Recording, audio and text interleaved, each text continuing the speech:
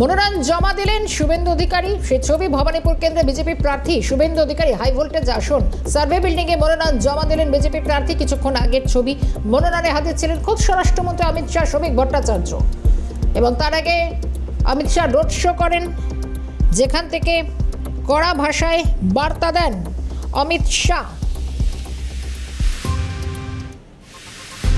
বাংলার মানুষ পরিবর্তনের জন্য প্রস্তুত। 5ই মে বিজেপির সরকার আসবে। গোটা বাংলা মমতাকে বিদায় জানানোর জন্য তৈরি।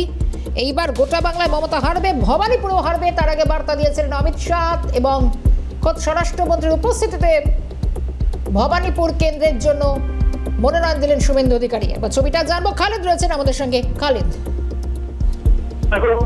শুভেন্দু অধিকারী মণিপুরের বিজেপির প্রার্থী অমিত শাহর সঙ্গে নিয়ে কিন্তু তিনি এসেছিলেন এবং তারপরে তিনি মনোনয়নপত্র জমা দিয়েছেন এবং সেখানে অমিত শাহ দাবি করেছে যে নন্দীগ্রামেও কিন্তু শুভেন্দু অধিকারী জিতবে এবং ভবানীপুরে জিতবে।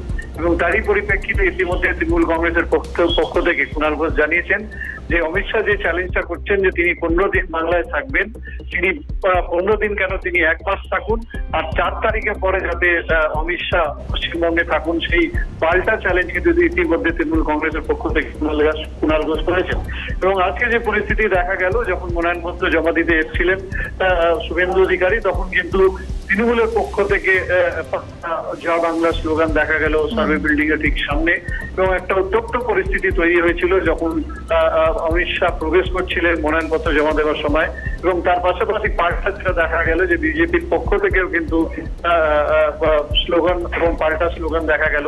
এবং দুই দলের স্লোগান পাল্টা স্লোগানের মধ্যে দিয়ে উত্তপ্ত পরিস্থিতির মধ্যে দিয়ে কিন্তু শুভেন্দু অধিকারী তার মনোনয়ন জমা দিয়েছেন। এবং মনোনয়ন জমা দেওয়ার পরে তিনি দাবি করেছেন যে তিনি ভবানীপুর কেন্দ্রে জয়লাভ করবেন এবং নন্দীগ্রামেও জয়লাভ করবেন বলে দাবি করলেন শুভেন্দু অধিকারী। বেশ, খালিদকে ধন্যবাদ জানাই। শুভেন্দু অধিকারীর বক্তব্য শোনাবো। কি কতটা আত্মবিশ্বাস?